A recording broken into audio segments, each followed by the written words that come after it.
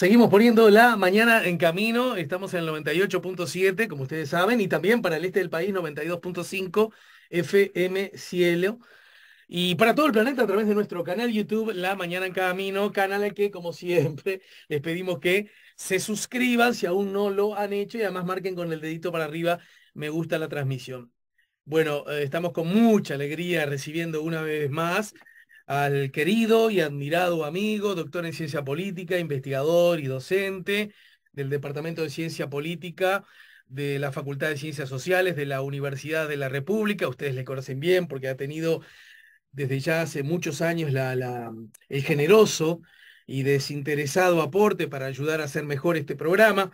Y, y en y en condición de participante de una obra coordinada por Gerardo Caetano, que acaba de ser editada por la Comisión Sectorial de Investigación Científica y por la Facultad de Ciencias Sociales, bajo el título La opción de los TLC en el Uruguay contemporáneo.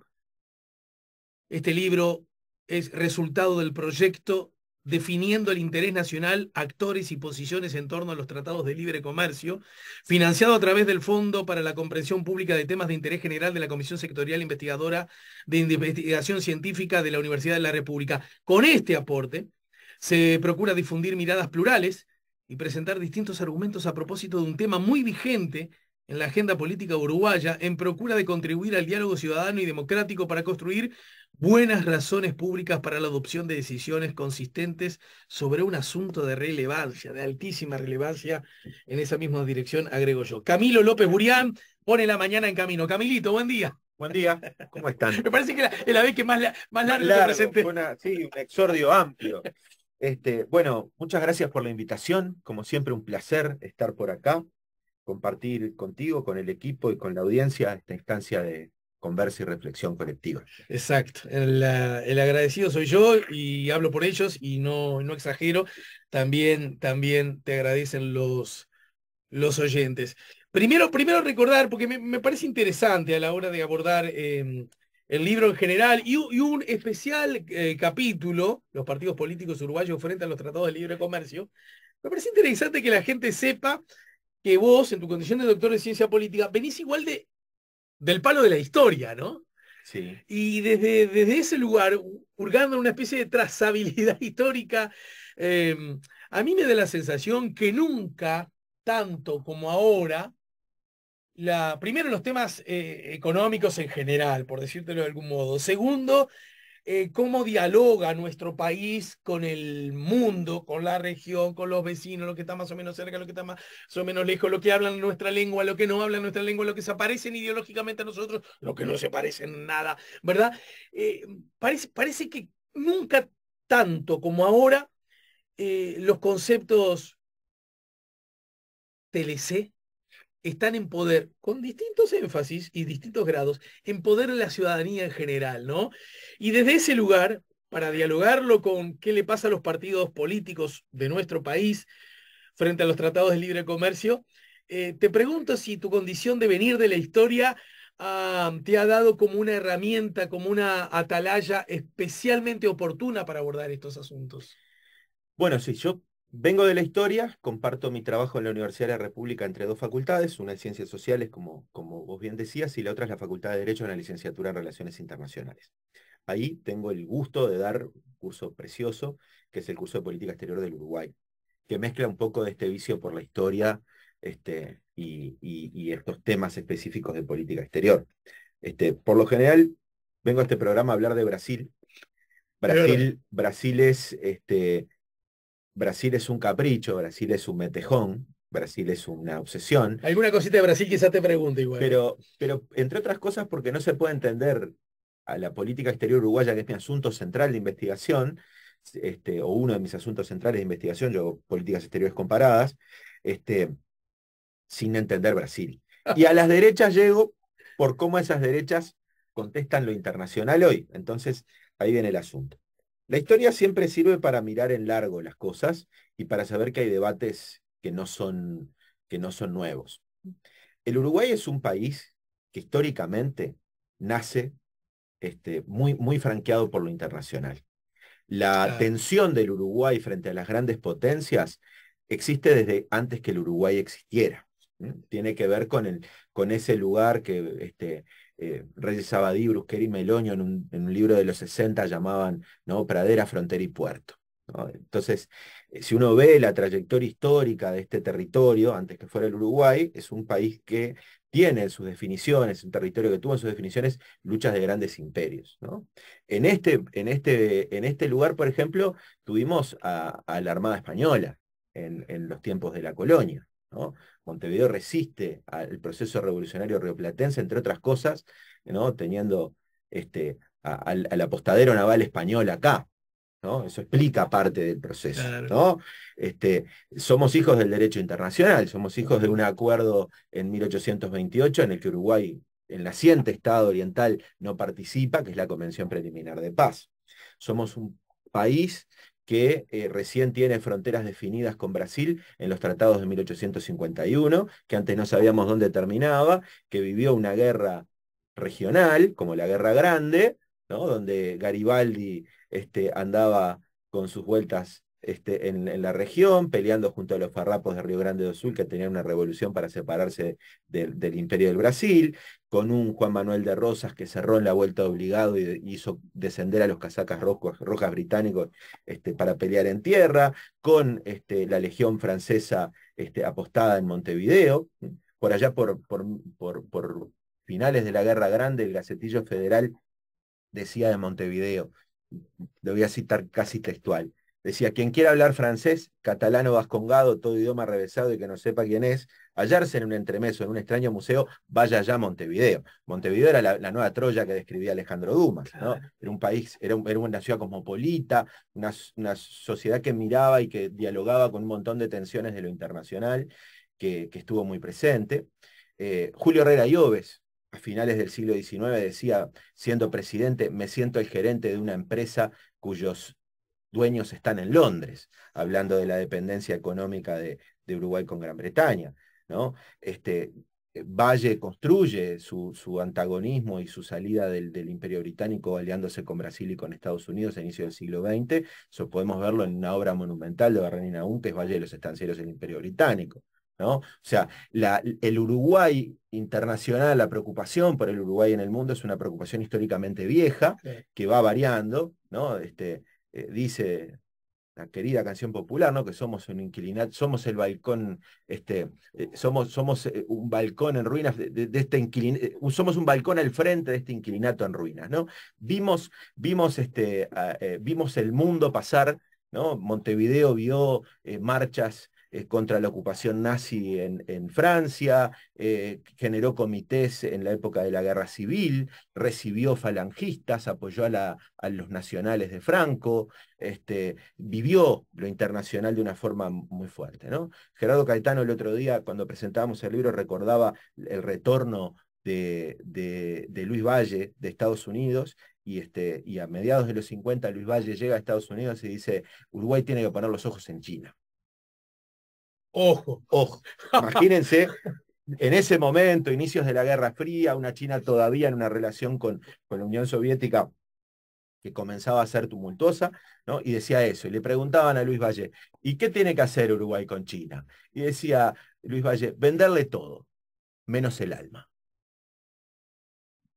Y a veces arguir qué es el alma, ¿no?, a qué se refiere con el alma, o qué se refería Luis Valle, muestra que en realidad este es un debate que hoy tenemos presente, pero que viene de lejos, que tiene un posicionamiento histórico, tiene una reconstrucción histórica. Entonces, estas disputas de cómo el Uruguay se posiciona entre potencias, si hoy tenemos que tener un TLC con China, si hay que tener con Estados Unidos, si tener un acuerdo con China es neutro en la geopolítica global, cómo esto no es nuevo, hay que mirarlo con el lente de la historia, ¿no? Conocer incluso por qué cuando algunos hablan como hablan actores políticos hoy, uno puede retrotraerse a discursos que hunden raíces en el siglo XIX, ¿no? O sea, el otro día el diputado Pepasquet, que me parece una de las figuras políticas que más finamente analiza las cuestiones internacionales, obviamente desde su lente partidario y sus preferencias partidarias, que uno lo escucha y uno encuentra elementos que hacen a la construcción de una manera colorada y ballista de ver lo Bueno, internacional. llegó a ser Sí, vicecanciller, ¿no? por En el primer supuesto. gobierno. Pero uno lo escucha y uno encuentra elementos que vienen del gobierno de la defensa del siglo XIX, que Ajá. vienen de Baltasar Brum, que vienen de una mirada de lo internacional que el Partido Colorado ha construido, ¿no? Entonces, mirar por el rabillo de la historia siempre es un atajo interesante y nos hace ver novedades, ver permanencias y tratar de interpretar algunos asuntos en esa perspectiva. Y también eh, no caer en un asunto que es en pensar que el Uruguay es excepcional. Muchas veces la excepcionalidad uruguaya, la mirada del Uruguay como algo diferente a América Latina, como algo diferente o con características propias, nos hace perder perspectiva. Cada vez que ha aparecido ese discurso insular del Uruguay como una isla excepcional, también ha tenido que ver con momentos críticos del Uruguay, ¿no? Y cuando el Uruguay apuesta a salirse de la región o escaparse de la región o a posicionarse distinto y mirando al mundo como su horizonte, también tiene que ver con momentos críticos del Ajá. país, ¿no? Digo porque parte de los discursos de hoy también pueden leerse, ¿no? Uno puede leer a Carlos Quijano discutiendo, cuando Quijano discutía, desde Marcha discutía este pensamiento insular, excepcional del Uruguay, y uno encuentra argumentos que podrían ser aplicables en un debate sobre la discusión sobre nuestra pertenencia a la región, nuestra relación con la región y con los acuerdos regionales. O sea, hay cosas que son interesantes. Perdón, me tocaste el fuero íntimo del bicho No, de es la que me historia y parece. me No, termino, veo que acerté de arrancar por ahí. me termino engolosinando con una cosa que puede resultar muy aburrida, Te aseguro porque que no. es el gusto por mirar para atrás para entender. Este, que no quiere decir que todo se explique por lo que pasó antes. Pero a mí me parece, porque al pasar, me parece que diste con, respetuosa, cariñosamente, incluso, diste con dos claves que tengo la sospecha que ayudan A mí en esto a entender me cosas. cupo la idea de la cuestión de manejar una encuesta y analizar datos cuantitativos, ¿no? Me mojaste la oreja en algo que no está acá, pero que es parte de las reflexiones del docente. Pero dialoga con lo que está acá, por esto que te quiero decir y que vos recién sugerías. Primero, primero una cosa a propósito del último tramo a lo que señalaste. La, las, la idea de la excepcionalidad, la idea de soy único e irrepetible, la idea de lo insular, y yo me imagino que es una idea que en general es tentadora para cualquier colectivo, porque en realidad es tentadora para el ser humano, creerse únicos, irrepetibles, eh, porque además lo más lindo de todo, que en parte siempre es cierto, en parte. Sí, tiene que ver también con las estrategias de construcción de lo nacional Ahí está. y de las identidades y de los perfiles políticos. Entonces yo me imagino, viste, a este chiquilín, chiquito, frágil, cuyo nacimiento, vos decías, eh, puerto, frontera y pradera, ¿no? Y la importancia de lo internacional. A tal punto que casi somos producto de un acuerdo en alguna medida, ¿no? Pradera, frontera y puerto. ¿Qué hacemos hoy con nuestras exportaciones? ¿Cuánto pesan los sectores agropecuarios? ¿Cuánto pesa un proceso, un proyecto donde implique la generación, la agregación de valor en lo que producimos? Sigue siendo un elemento de debate. Frontera. ¿Cómo nos relacionamos con el barrio? ¿Mm? Con este rincón que en algún momento fue un espacio de convergencia y de frontera entre el imperio portugués y el imperio español, luego el imperio de Brasil y las Provincias Unidas, hoy Argentina y Brasil, rodeado además por intereses de otras potencias. Y puerto, esa salida, ¿no? Ese puerto que nos comunica y que nos hizo llegar a vincularnos con lo exterior. O sea, siguen siendo elementos claves para pensar. Cuando pensamos las discusiones sobre la inserción internacional, Claro. vale la pena volver a visitar Valle de los Estancieros y el Imperio Británico, ¿no? Siguen siendo algunas discusiones pertinentes para lo que pensamos. Y desde ese lugar hay una cosa que dijiste al pasar que me parece que es clave para entender, porque la, el tránsito, la peripecia de un individuo, de un ser humano, de una sociedad, de un partido, a propósito de justamente el capítulo en el que quiero que por hoy al menos hagamos especial interés los partidos políticos frente a los tratados de libre comercio, está, está siendo hija de una pulseada que es permanente. Por un lado, la permanencia y por otro lado, la novedad.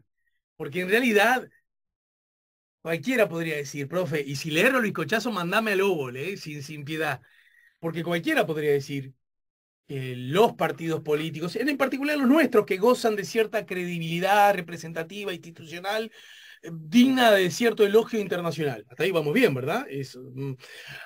Nuestros partidos, de alguna manera, forman parte de una historia que más o menos ha sido permanente, pero que también ha estado atravesada por las novedades, Sí, ¿o sí, no? claro.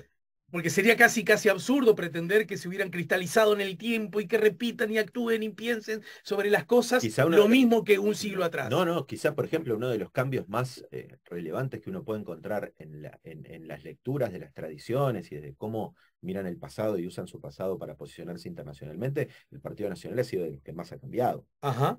¿no? O sea, si uno lee a la Herrera del Uruguay internacional de la década del 10 del siglo XX y uno encuentra posiciones hoy del Partido Nacional, hay elementos de ese herrerismo matricial que han ido cambiando, ¿no? A ver, por ejemplo, para que lo entienda mi tío abuelo. El Herrera de inicio del siglo XX era una Herrera que pensaba lo internacional desde dos grandes sendas. Una tiene que ver con las identidades y se construye en espejo al vallismo. Los vallistas hablan el lenguaje, o hablaban, los vallistas de esa época hablaban un lenguaje mucho más cosmopolita, mucho Claro. más basado en ideas generales, ¿no? Son amigos de las democracias, son amigos de grandes ideas generales, creen en las reglas internacionales, en las instituciones. Valle en 1907 proponía el arbitraje compulsorio para solucionar los conflictos, o sea, creía en las instituciones, en las reglas internacionales. Los herreristas, el pensamiento de Herrera es un pensamiento que abreva más en la historia, en los elementos comunes. Entonces hay una Herrera mucho que desde el egoísmo sagrado de la nación, para utilizar los términos de Herrera, mira a la región como un lugar de pertenencia, ¿no? Y con una mirada, con una vocación por lo regional fuerte, que el herrerismo ha ido perdiendo en el tiempo. Pero ese mismo realismo también tiene otra vertiente, por ejemplo, esta visión más identitaria, más hispanoamericana, más latinoamericana. Después del realismo termina viajando vía intelectuales como Reyes Abadí, como Ares Pons, como el propio Mentol Ferré, que recorren el tercerismo, ¿no? Real de Azúa, recorren el tercerismo, la tercera posición, todas estas discusiones sobre estos temas, pasan por el ruralismo, y unos terminan en la UP de Erro y terminan abrevando en una parte de una izquierda que relee el pasado en clave nacional y popular, en clave de socialismo nacional, y terminan en nociones de patria grande, y otras podemos encontrar hoy, por ejemplo, en Cabildo Abierto, con una Ujú, lectura que también abreva de ese mismo lugar, ujú. ¿no? El Partido Nacional ha ido perdiendo ese elemento identitario y ha ido remarcando algo que Herrera tenía muy claro, que era el pragmatismo. ¿M? Una mirada muy, muy de poder, muy de la política entendida por el poder. O sea, Herrera era un antiimperialista, no en el mismo sentido que era el antiimperialismo de la izquierda, era un antiimperialismo soberanista, ¿no? Un antiimperialismo para guardar la soberanía nacional. Cuando a Herrera le preguntaban por las dictaduras, decía, sí, dictaduras, pero muy de ellos, ¿no? Son de ellos, ¿no? Claro. Esta cosa de no seremos ni una estrella más, ni con los rojos, ni con ninguna estrella en la bandera de ningún imperialismo, ¿no? Entonces, esas posiciones hoy, cuando uno mira, que asociaban mucho más la política con el comercio, no están presentes en el Partido Nacional. Cuando uno mira, por ejemplo, los datos de la encuesta, encuentra que en términos generales el Parlamento uruguayo hoy entiende a la política exterior básicamente como una política comercial. Y acá abro un paréntesis. Cuando uno hace estudios de largo plazo, también con datos cuantitativos, de ver cómo se ha orientado la política exterior uruguaya, uno encuentra que los elementos políticos tienen mucho peso. Y sin embargo, la política hoy no ve a la política exterior Claro. como algo donde lo político tenga una centralidad. O sea, son como voces que alertan de eso, ¿no? Las que aparecen. y aparece una política como muy basada en lo comercial. La política exterior no gana elecciones, este es el primer gran asunto. Yo Pero recuerdo, las puede perder, ¿eh? Pero puede ayudar a perder votos. con relación a estos asuntos, recuerdo Si alguna no, frase pregúntenle a Lula. a ver, ¿por qué? Porque lo que hablábamos hoy antes, ¿no? O sea, de cómo algunas cosas que se pueden decir pueden restar apoyos o pueden generar inestabilidades, ¿no? O Acerca sea, de de en la la posibilidad, última reunión cuando habló sobre Venezuela. exactamente, Ajá. ¿no? O sea, uno no gana elecciones. Pensaba aludirlo más adelante, pero Volvemos más adelante, no hay porque problema. Pero justamente lo que te decía es, la política exterior, la política internacional no gana elecciones. La gente no vota por eso, ¿no? Pero a veces hay cosas que se dicen o posiciones que se toman que tienen impactos políticos, ¿no? En términos generales, lo que pasó el otro día en Brasil, que aparte de tu sí. interés conversarlo, quizá lo que se esté mostrando es un Brasil que tiene distintas visiones a la interna del gobierno sobre cómo posicionarse y que en términos generales tiene un gran desafío que parece no estar acompasando, que esta política del PT se parece bastante a la política del PT de los tiempos en que Lula fue presidente hasta 2010. Ujú. El problema es que pasó una década. Por ejemplo, la China y la Rusia de esa época no son la China y la Rusia de hoy, ni la coyuntura global es la misma. Y hay mucha continuidad todavía en esos Pero no es argumentos. demasiado obvio como para que, por ejemplo, Lula, ese gigante cuadro político, no lo haya advertido. Es una gran jugada traer a Venezuela nuevamente a los procesos políticos regionales, porque de una forma es una manera de hacerse cargo de un asunto crítico muy relevante, que los estados deben ayudar a tramitar, que tiene que ver con tramitar políticamente problemas de estabilidad democrática, problemas de déficit democrático, problemas de estabilidad vinculada a la migración, un montón de problemas que hacerse cargo y tramitarlo en casa es mejor que dejar que otros intervengan, ¿no? Toda la situación crítica venezolana es una situación que nos había en los últimos tiempos vuelto a poner en el tablero de la geopolítica mundial. O sea, en torno a Venezuela teníamos rusos, chinos, con poder militar proyectándose sobre la región, Turquía, ¿no? Otros países que se supone que están, pero no tenemos totales indicios de andar en la vuelta. Tensiones con Estados Unidos. Bueno, Estados Unidos después tiene que manejar sus intereses, sus necesidades de abastecimiento de petróleo y cosas, y las cosas van cambiando, Ujú, ¿no? ujú. Pero bueno, traerlo es una jugada política interesante de parte de Lula, y hasta ahí uno puede decir es una Sí, apuesta relevante. sí. Ahora, el problema es que la política internacional se hace con un ojo puesto en lo internacional y otro ojo puesto también en los apoyos domésticos y en ciertas cuestiones. Y bueno, y Lula hace algunas declaraciones y algunos gestos diplomáticos que algunos colegas y algunas colegas han señalado, creo que muy bien, para volver a la metáfora futbolística, una moña de más, Ujú. ¿no? Y claro, hay planteos que son insostenibles, ¿no? Este, Desde el punto de vista, no del discurso político, el discurso político puede sostener cualquier cosa, lo que no es sostenible, no es consistente desde el punto de vista del análisis académico, ¿no? Ajá. Pero también en ese sentido hay que plantear una cosa u otra. Obviamente, Venezuela no es una democracia, eso es algo que no se puede sostener. Si yo enseño en mi clase qué es la democracia en términos de participación en oposición, lo que llamamos un régimen poliárquico, Venezuela no tiene eso, tiene Sí, un montón de o déficits. por decirlo menos, corríjame, profesor, desde la perspectiva de la calidad de las No, no, democracias. no lo es, o sea, no es un tema de calidad. La democracia occidental, liberal, que nosotros conocemos, no es, pero tampoco la tiene China, ¿no? Entonces, Sí, sí, es claro. interesante ver cuando uno ve los resultados de la encuesta, ver cómo, por ejemplo, el tema de derechos humanos es un tema que en la visión de la política exterior de nuestros partidos tiene un lugar muy secundario y está más presente en los partidos, en la oposición, lo tiene más presente en su agenda política de preferencias el Frente Amplio que el Pero gobierno. Pero sin embargo hay un uso político de es, la discusión sobre la democracia, y ahí lo que nos permite ver que estos temas también se discuten para el rédito político. Porque cuando yo discuto la democracia en Venezuela, no estoy discutiendo otra cosa. Estoy colocando otros temas en el asunto, porque ¿no? acá creo, me parece que es bastante obvio, el público lo sabe, Ya que hablabas, a grosso modo, ahora vamos a A justamente ver, Ale, a los asuntos un centrales de la paréntesis. política. Nada es obvio, ¿no? Un colega tuyo en una entrevista hace ya un tiempo, donde me traía la discusión sobre las democracias y no sé qué, no sé cuánto, yo le decía, sí, muy bien. Digo, pero China tampoco. Entonces, si yo no quiero tener un acuerdo de libre comercio, no quiero tener una zona de libre comercio, no quiero tener un acuerdo regional con un gobierno que no es democrático, al mismo tiempo quiero tener un acuerdo de libre comercio con otro gobierno que no es democrático, con el mismo estándar que considero no democracia al otro. Me dice, bueno, no, pero lo que pasa es que el comercio y la política exterior, el comercio y estos temas no tienen que ver. Digo, no, no es obvio que no tengan que ver, ¿no? Porque si usted mañana tiene un acuerdo con China, en términos comerciales, no es obvio que usted puede ser amigo de China, de Estados Unidos, de Europa, toda la misma vez, ¿no?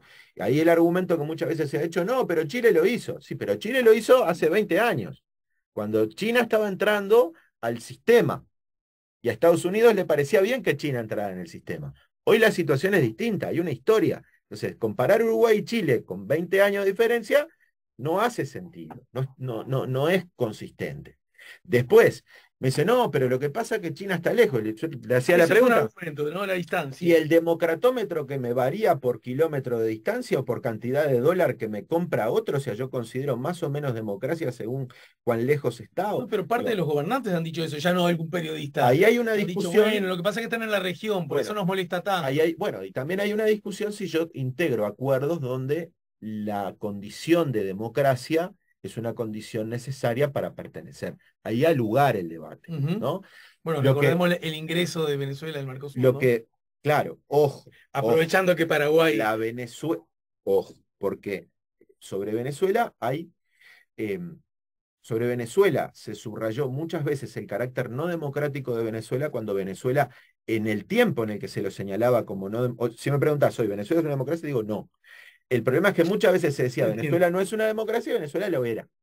Que no me gustara el gobierno era otra cosa, pero cuando uno mira los indicadores que uno debe observar para considerar a este gobierno donde la oposición se presenta, puede ganar gobierno, lo que pasa es que ganaba el gobierno, ¿ah? Pero había garantías para eso. Y eso ocurrió durante un tiempo donde se decía que Venezuela no era.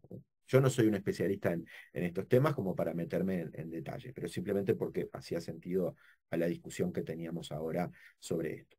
Cuando uno ve las preferencias del Parlamento hoy, encuentra que el comercio es un elemento central. Y Ujú. estas discusiones este, muchas veces disocian la política de los acuerdos comerciales. Entonces, si uno tiene un acuerdo con una potencia, después cuando esa potencia nos ofrezca a cuestiones tecnológicas que tienen que ver con asuntos de ciberseguridad, de datos, de información, digo, es muy difícil sacar la pata del lazo, ¿no? No es obvio que se puede estar en la procesión y en la misa a la vez. ¿Mm?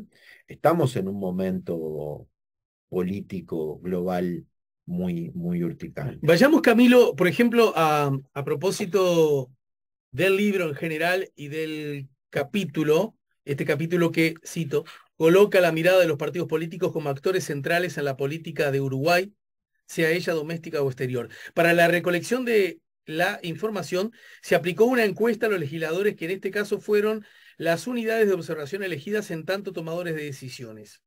Y agrega, su agregación en diferentes grupos construye a las distintas unidades de análisis consideradas. El Parlamento como un todo, dividido por gobierno, integrantes de la coalición y oposición, o según los partidos políticos de pertenencia. El supuesto que sustenta esta elección es que al observar a los legisladores podemos reconstruir los posicionamientos de los partidos por la agregación de las preferencias de sus integrantes. Y allí entonces empiezan a desencadenar distintos ítems que se reflejan a través de distintas tablas.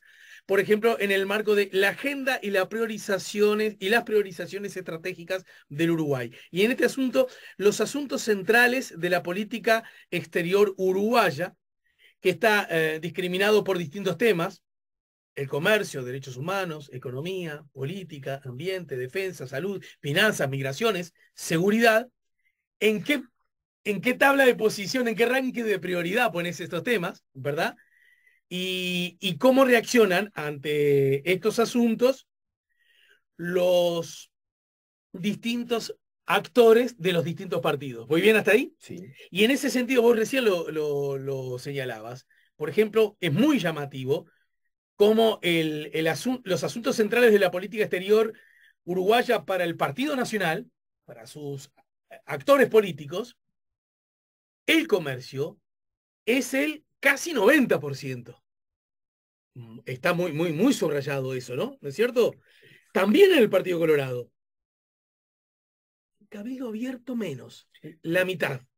Y déjame decir que en el Frente Amplio, menos aún, menos de un tercio, 29% el asunto de comercio. Y para hablar de otro ítem, para que vos en todo caso hagas la síntesis conceptual, académica, política, por ejemplo, derechos humanos para el Frente Amplio es el 74%. Es decir, los temas de los derechos humanos a propósito de los asuntos centrales de la política exterior uruguayo ocupa un lugar subrayadamente importante, mucho menos que el que presenta el Partido Colorado, que es el 11%, y menos también del que presenta el Partido Nacional, de 16%. En caso de Cabildo Abierto, es el 14%. Hay como un desbalanceo bien explícito en estos dos ítems. Por Hay eso, muchos otros, ¿no? bueno, una ausencia llamativa es son los temas ambientales. La agenda ambiental en términos internacionales, que diría es la gran estructuradora de la agenda, es una de las grandes estructuradoras de la agenda de la política exterior de Brasil, por ejemplo, acá está invisibilizada, ¿no? Es llamativo esto, ¿no? Hay un debate sobre derechos humanos y la democracia, pero cuando se le pregunta, bueno, ¿y usted qué pone, no? En términos generales, los políticos en Uruguay ven a esta política como una política básicamente comercial, divorciada de temas políticos, que creo que tiene ese riesgo. Hoy citábamos a Pasquet. Pasquet, cuando se hablaba del TLC con China, dice, bueno, ojo en este A momento propósito de la de la guerra. guerra, esto tiene ese análisis, pone en cuestión eso, y es volver a cuestionar eso que parece una obviedad. Hay que argumentar que el comercio tiene que ver con la política. Este, Parece algo natural, pero hay que argumentarlo. Después, los intereses por estos temas políticos, derechos humanos, aparecen más claramente hoy en la oposición que en el gobierno, pero sin embargo en el uso político de los argumentos uno encuentra más fuertemente esto en el debate político, ¿no? Otra cosa llamativa es cuando se le pregunta a esta gente, a estos colectivos, sobre a dónde hay que apuntar la política, qué es más importante, ¿no? Y ahora voy a agarrar un elemento que tiene que ver con este matiz que coloca Cabildo Abierto, ¿no? Eh, si uno mira a blancos y colorados, al Partido Independiente que se comporta muy convergente con ellos, uno va a encontrar una mirada de la política exterior donde la mirada está puesta lejos y está puesta en el mundo y tiene un interés relativo mucho menor con la región, ¿no? Mientras que mientras que la oposición, el Frente Amplio, tiene una mirada más regionalista, que no ignora lo internacional, pero que considera que la salida a lo global pasa por la región, pasa por una construcción de ciertos acuerdos con la región. Ahí hay una diferencia. Y Cabildo Abierto tiene una mirada en ese sentido más cercana a la del Frente Amplio que a la del gobierno, porque tiene un énfasis regional distinto. Y tiene que ver con esto histórico que hablábamos al inicio, ¿no? De cómo abrevan el pensamiento internacional en Cabildo. Hay que leerla mañana y ver lo que le dedican a Metol, lo que le dedican a Rodó, ¿no? Pensadores que se han dedicado a pensar la pertenencia hispanoamericana. Tienen que ver con lecturas sobre la hispanidad, sobre el pasado, ¿no?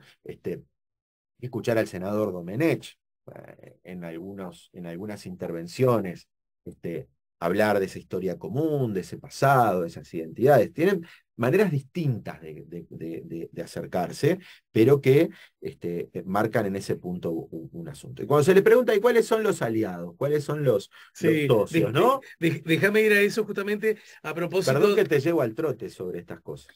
a propósito. La prioridad de la política exterior debería ser la región o el mundo. Primera pregunta que me parece interesante por, además, cómo eh, lo que emana de esta primera respuesta, y es, bueno, si hiciéramos un promedio, entiende todo el Parlamento, a modo de promedio, la región, un tercio, 29,4%. Ambas, un poco más del 10%, 11,8%. Y el mundo, que es la posición, digamos, dominante, es casi el 60%, ¿no es cierto? El Parlamento, a modo de promedio, entiende que la prioridad de la política exterior de nuestro país es el mundo. Claro que cuando lo discriminas en gobierno o oposición, ahí hay diferencias subrayadas. En el gobierno, 80%, y en la oposición, léase, Frente Amplio, ¿no? Sí. El tercio, 32,3%, ¿verdad? Pero ¿qué pasa cuando discriminas a los partidos? Bueno, para el Partido Independiente y para el PERI, claro, Estamos hablando de de un un legislador. legislador, ¿no? El 100% del mundo es la prioridad. Cabildo abierto, 50%. Otra vez, en el otro tema también estaba el 50%. Sí. Partido Colorado, 88%. Y el Partido Nacional, el mundo, o sea, como prioridad del mundo, es el 94%. Ahí ese cambio que te planteaba histórico, Claro, de, exactamente. de- de- Dialoga, digamos, se expresa cabalmente ese cambio del que hablábamos más temprano, ¿sí? ¿no? Y Las históricamente pertenencias y los cambios. es un cambio sustantivo y que después tiene que ver también con los aliados, con quiénes son los países con los que se tendrían relaciones privilegiadas para estas cosas. China aparece como el gran aliado por todos. El tema es que ahí después hay un problema de qué China están viendo y qué están entendiendo por China y qué están entendiendo qué es ser un aliado. Y ahí hay, este, aquí estamos viendo preferencias de los legisladores, no necesariamente todos tienen la misma información, la misma Naturalmente. formación y la misma manera de entender esto, ¿no? Pero bueno, lo que queremos es ver cómo se posicionan los partidos en esto.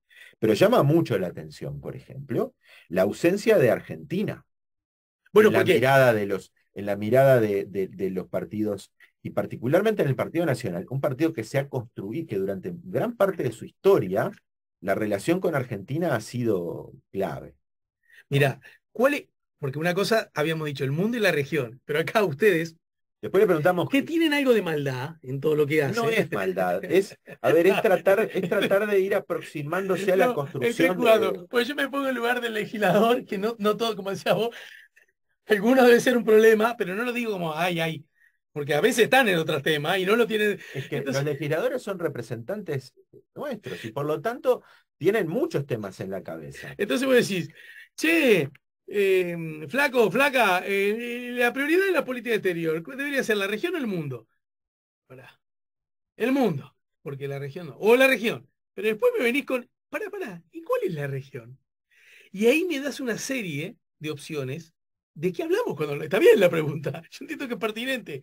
¿Me estás hablando de América del Sur? ¿Me estás hablando de América Latina? ¿Me estás hablando de América Latina y el Caribe? ¿Me estás hablando de Brasil, Paraguay, Venezuela, Chile, Bolivia? ¿Me estás hablando de la CELAC, de Hispanoamérica, de la UNASUR, del Mercosur? ¿Cuál es la región? Y acá es muy Y no es interesante una ver cómo, respuesta obvia. ¿eh? Y no es una respuesta obvia. Las muy diversas miradas acerca de qué hablamos cuando hablamos de región. Pero a mí me parece muy interesante La esto. ausencia de la UNASUR, la pérdida de la centralidad de los sudamericanos. Esta encuesta es hace unos años, cuando yo hice el doctorado, hice esta misma encuesta para mi tesis doctoral. ¿Cuánto tiempo atrás dijiste? La hice en el 13, en Bien. el año 13. Yo me recibí de doctor en el 15. Y bueno, acá no está, pero yo tengo en la cabeza la comparación, ¿no? O sea, la idea de una región mucho más sudamericana estaba presente en ese momento. Y hoy lo sudamericano perdió, eso tiene que ver con lo que hizo Brasil en el medio, con lo que pasó con Brasil. Brasil tiene un proyecto sudamericano fuerte, ¿no? Que además viene de muy lejos. Uno puede encontrar el comienzo del pensamiento sudamericano. Yo me explicaba una colega, estábamos conversando y uno siempre aprende cuando le enseñan cosas, ¿no?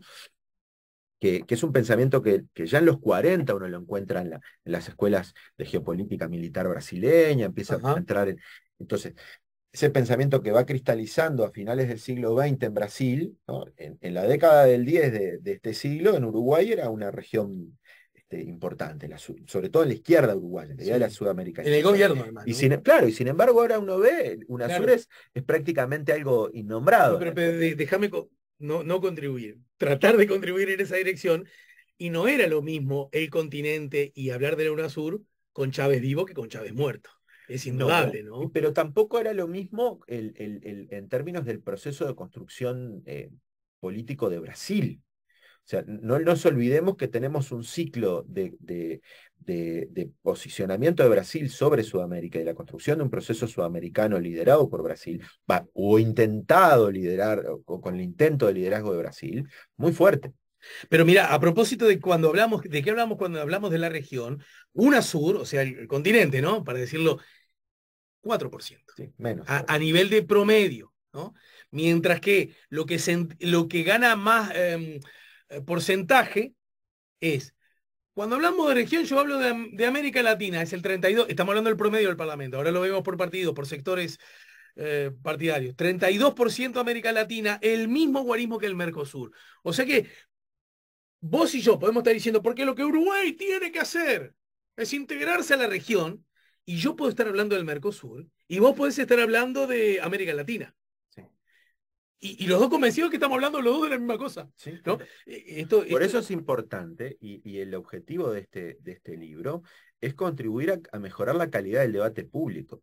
Cuando al final de este capítulo, por ejemplo, se discuten aspectos de quiénes ganan, quiénes pierden, qué cosas incluir o negociar o no negociar en un TLC, en cuestiones como mucho más técnicas. ¿Por qué es importante? Porque me parece que lo que uno no puede hacer es recetar como el médico, ¿no? O sea, yo no podría venir acá a la mañana en camino y sentarme y decir, Uruguay no debe, no puede dejar de tener un TLC con China. O no puedo venir a decir, tener un TLC con China es horrendo para Sí, Uruguay. O tener un claro, TLC es un éxito, no tenerlo es un fracaso. claro. No, yo tengo que mostrarte que hay un debate en el que hay preferencias distintas, que hay buenos argumentos para unos y para otros, en función de quién me parece que tiene que ganar o tiene que, y sabiendo que otros van a perder, que esos costos no son simétricos, que impactan en el destino que queremos como país y que son un debate político. Eso me parece que es fundamental. Yo no puedo recetar, ¿no? Y que además, porque muchas veces aparece, hay como un sentido común de algunas cuestiones que hay que desmontar, ¿no? Este, por ejemplo, ¿no? Se dice, esto, no tener un TLC es un fracaso. Bueno, depende. Hay buenos argumentos Claro, para decir, muy si yo bien. quiero un Uruguay que promueva la inversión extranjera directa, acuerdos comerciales, que van a privilegiar al sector importador, que van a hacer crecer el agro, nuestros sectores cárnicos, ojeros, bueno, este es un camino. Pero sé que me estoy olvidando de potenciar el encadenamiento industrial, obviamente en nuestro caso de aportar a cadenas regionales de valor y con otro tipo de trabajo, y que hay gente que va a perder y hay gente que va a ganar.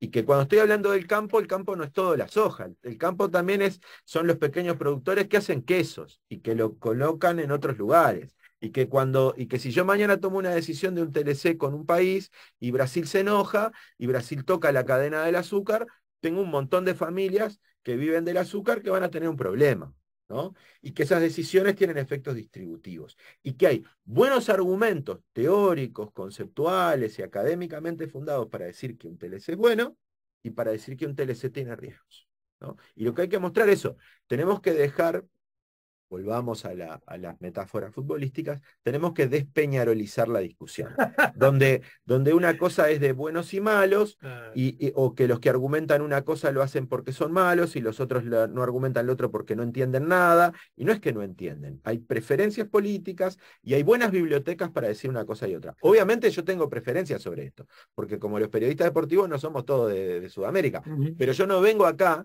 a entendido. traficarte lo que a mí me parece. Pero a mí me Creo que parece, enriquece el debate decir, miren toda esta diversidad y esto que decís. Bueno, cuando hablamos de región no todos entienden lo mismo, cuando priorizan las cosas hay cuestiones que, no, que son divergentes, hay que construir un diálogo democrático sobre estos asuntos, vale la pena hacerlo. Además, esto es como un videojuego, ¿no? Cuando uno Porque, pasa de pantalla, hay cosas que después no puede volver para atrás, ¿no? O sea, cuando uno hace acuerdos de este tipo, hay cosas que impactan para adelante y que dejan legados. a mí me Entonces pa- no es fácil. O sea, no son discusiones, no son cosas que hay que... A ver, esto acá yo sí saco toda mi emoción y mi gusto por estos temas. Yo creo que la política internacional que no gana votos es una de las grandes políticas del país. Porque tienen que ver con la política de defensa, porque tienen que ver con la política productiva, ganadera, de salud internacional, de muchas cuestiones que después atraviesan nuestra política y que la condicionan muchísimo. Lo que pasa que tendemos a tomarla como algo que como no está en el candelero, ¿no? Aparece si discutimos Venezuela, si discutimos esto, pero bueno, merece informar mejor esta discusión, ¿no? Porque bueno, este país y este otro tienen problemas democráticos. ¿Quiero tener negocios con países con estos déficits democráticos, sí o no? ¿No? ¿Cómo voy a tramitar estos asuntos? ¿Cómo explico a la sociedad los costos y los beneficios que estas cosas tienen? ¿No? ¿Qué papel juega Europa en todo esto? ¿No? Es un mundo, ¿cómo leo el mundo? Un mundo donde se pelean China y Rusia, es un mundo donde está Europa, es un mundo que más allá de estas luchas geoestratégicas, lo que estamos viendo es otra cuestión, como la crisis general de un orden, donde las viejas élites que mantenían cierta estabilidad no están, porque esto está pasando, yo puedo entender la guerra como una guerra geopolítica, pero también como una guerra geopolítica en Ucrania, que tiene que ver con procesos de desestabilización del orden internacional, donde, por ejemplo, gobiernos de ultraderecha han tocado estos principios. Y eso tiene que ver con cómo vio la figura de Putin, por ejemplo, Ujú. ¿no? O sea, creo que tenemos que complejizar, que mejorar la calidad del análisis sobre estos temas, como para todos, ¿no? A mí porque me interesan estos. Pero eso nos ayuda a debatir mejor. Y ya hemos sido un país que históricamente ha discutido cosas internacionales, como les decía hoy, ese balcón al frente, ¿no? Vimos el mundo, siempre lo vimos, siempre lo Pero discutimos. ¿entendés que antes, o te interpreto mal, discutíamos con más calidad y más profundidad de estos temas? No sé, no podría decir que lo discutíamos con más calidad o con más profundidad. Me parece que lo discutíamos más políticamente. Ajá, O sea, me parece que el componente político entiendo. estaba más presente. Eso me parece que es un elemento que Y hay que ahora, tener. ¿cuál? Creo El que, estrictamente comercial, creo digamos, que hay un el tema, fenicio, como se yo creo dice a que veces. tenemos una mirada en términos generales muy comercialista y que tiene que atender esas cosas, que tener un acuerdo con un país no solamente implica Claro. no solamente implica efectos distributivos, que hay gente que gana y gente que pierde, y que no es obvio que es lo mejor, ¿no? Que hay que tomar esas decisiones informadamente y viendo cómo, si se toman algunas, cómo se cuida a la gente que pierde, ¿no? Porque la otra cosa es que lo que queda claro es que en el Uruguay hay un consenso de que hay que mejorar la calidad de nuestra política exterior y hay que mejorar Pero, nuestra manera de encontrarnos con el mundo, ¿no? Eso está claro. La discusión sobre flexibilizar el Mercosur y buscar otras maneras de estar no es un invento de este gobierno, es algo que no, uno puede bueno, encontrar mucho para, para atrás. quedamos sordos de escuchárselo a Story, por ejemplo, decirlo a Y al cada rato presidente mientras fue Vázquez gobierno. y al canciller Nini, o sea, hay una discusión sobre esto. El asunto es cómo se tramita, ¿no? Y cómo se cuida la región, la relación con la región en este proceso, qué lugar ocupa. Y no son respuestas obvias. Y lo que hay que tener en cuenta es que no hay respuestas acertadas y equivocadas. Dependen de lo que Claro. queremos y de los intereses que tenemos y de las ideas que Pero tenemos. además incluso lo complejizo más a propósito de cómo lo estás planteando, que yo la verdad que me felicito de escucharlo en estos términos, y es, pero aún así, más allá de que hay buenas bibliotecas, los grosereos para decir, es bueno, para hablar de algo que ya pasó, y entonces no afecta sensibilidades latentes. El famoso TLC con Estados Unidos, la famosa discusión en la interna del gobierno del Frente Amplio, Sí, ¿no? Es bueno un TLC con Estados Unidos, es malo un TLC con Estados Unidos. Eso en sí mismo, que como bien decís vos, hay buenas, firmes, eh, eh, de alta calidad, bibliotecas que expresan una u otra posición, pero incluso se complejiza más con el otro agregado. Perdón, y cuando hablamos del libre comercio con Estados Unidos, ¿de qué tipo de libre comercio? ¿Con qué sector? O sea, dentro de la opción hay infinita gama de No, opciones, ¿verdad? y hay una discusión muy interesante que tiene que ver con un análisis político más general, ¿qué significa el libre comercio hoy? ¿No? Hay muy buenos académicos que te dirían, bueno, el libre comercio son los padres. Claro, O sea, miren lo que claro. hacen, miren lo que hacen, lo que hace Europa, miren lo que hace Estados No, pero Unidos. además otra, El embajador Rubén Recuperó, un gran embajador de Itamaraty de carrera, no necesariamente estoy hablando de una figura de la izquierda radical ni nada por eso, cuando discutían el acuerdo Mercosur-Unión Europea, recordaba, miren la cantidad de salarios mínimos que recibe en subsidio una vaca francesa. Miremos nosotros si este es un acuerdo que nos sirve de verdad. O sea, obvio que ese acuerdo mejoró, cambió, se discutió, pero bueno, a veces hay como cosas que las damos por dadas y no las problematizamos. La invitación de un texto de este tipo es a a problematizarlo, problematizar, sí, está bien. a mejorar la calidad en los términos en los que estamos discutiendo. Camilito, ya en Alejandro, este solo me gusta tema, que me hables por el diminutivo porque así me hace sentir más joven. es que lo sos, Camilito. Estoy hecho un adolescente de 40 y tantos. Al lado mío lo sos. No digo que tengo edad para ser tu padre, tan precoz no No soy, me hagas contar que te veía en el club de Tomilla. pero sí para ser El hermano mayor. el hermano mayor o el tío chico, ¿viste? El que vino en la siesta Ese, sin de los palabras. padres de tu viejo. Me Bien, hiciste, me pará. hiciste recordar una anécdota parlamentaria que no vamos a contar en otro momento. Ay, qué pena. Terminará este programa y me la contás, ¿está? Sí. Pero pará, porque a mí me parece, para terminar, por hoy. Para una cosa, no lo dije en el arranque y mirá, menos mal que me acordé ahora. Este libro, ¿cómo se puede encontrar? ¿De qué tan difícil acceso es? Ese libro, toda persona que lo quiera puede pasar por la Facultad de Ciencias Sociales, avisándome con un correo electrónico previo. Mi correo es muy difícil de recordar, es A ver, camilo.lopez Camilo. arroba ciencias Camilo, no Camilito. camilo.lopez@cienciassociales.edu.uy, queda con dos S en el medio entre ciencias y sociales, y quien quiera hacerse del libro puede pasar a levantarlo por la facultad porque es gratis su distribución y Igual en está algún en momento, línea, ¿no? no, aún no, pero Ah, cuando terminemos la distribución seguramente lo tengamos en línea. Esto tiene que ver con las reglas de difusión que tiene la universidad.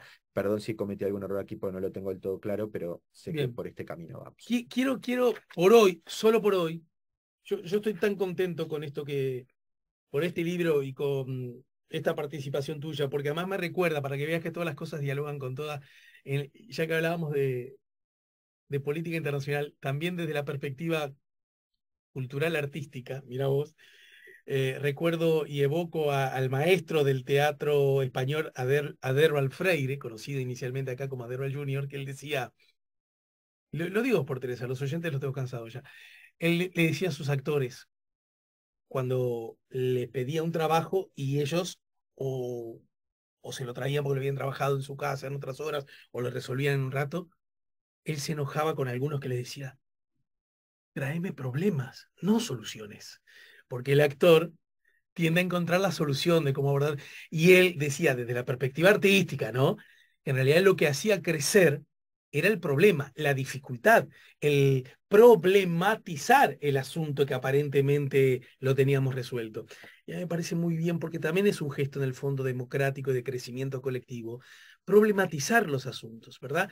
Huir de el eslogan o la discusión, permito robarlo, a lo Peñarol, de creer que todo es entre buenos y malos, y que no hay matices, y que no hay fundamentos interesantes, aún aquellos que están lejos de nuestro pensamiento, ¿no es cierto?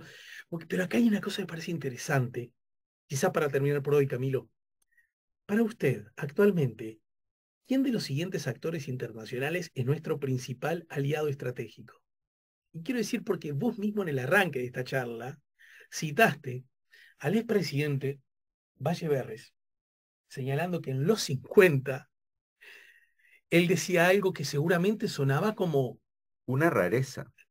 ¿y a En un este? Estados Unidos, en un partido colorado claramente panamericanista, fuertemente proestadounidense. Bueno, yo lo que quiero decirle a la memoria de Luis Valle Berres es que, amigo, se le dio en este sentido. Todo el Parlamento, a propósito de el promedio, todos los partidos, todo el Parlamento, ante la pregunta, para usted, ¿quién de los actores internacionales es nuestro principal aliado estratégico? La mitad entienden que es la China. Sí, muy importante. Citando nuevamente a Valle Berres. Cuando le preguntaron, ¿y qué vamos a hacer con China? Venderle todo menos el alma. La discusión clave es qué es el alma, ¿no? Hay un excelente capítulo que escribieron dos colegas, una licenciada en Relaciones Internacionales y una licenciada en Ciencia Política, Micaela Gorriti y Luna Ferreira. Las cito en particular porque son de las más jóvenes investigadoras que hicieron un precioso trabajo sobre el análisis del camino y las discusiones del TLC con China, que invito a leer, que es muy interesante, que problematiza eso, ¿no? Frente al escenario del acuerdo con China, ¿qué implica? ¿Qué implican cuestiones políticas? ¿Qué implica en términos de otras decisiones que se encadenan hacia el frente? ¿Quién gana y quién pierde? ¿Mm? Y hay como una mirada distinta sobre China. Estamos mirando distintas cosas cuando hablamos de China. Claro. Adentro de esa respuesta hay distintos significados. Y la gran discusión es esa. Hay que recordar que estos temas tienen ganadores y perdedores, que son un quesero de Colonia, una familia que trabaja en el azúcar en el litoral, ¿no? O ganadores que pueden ser grandes productores de soja o de carne. Si una es la opción. Si es otra opción, hay otras. Hay discusiones sobre si con la política exterior hay que hacer crecer la torta y luego la torta derrama, o si hay que intervenir de otra manera sobre la economía. La política exterior tiene que ver con el modelo de desarrollo, por un lado, y con la política en términos estratégicos en otro. Por eso es tan complejo, ¿no? Por citar nuevamente a alguien en clave histórica, decía Perón, la política más importante es la política internacional. ¿No? Sin embargo, nosotros en estos planteos hoy pasamos por carriles opuestos, ¿no? De Perón a Valle Berres. Sí. Bueno, Y pero fuimos de la historia al presente, se se dieron dieron la la mano, mano en el se dieron la barco, mano, de se barco a dieron la barco. mano de barco a barco. Y, Es muy interesante la altura del barco, cómo calcularon la altura del barco para que la foto quedara como quedó.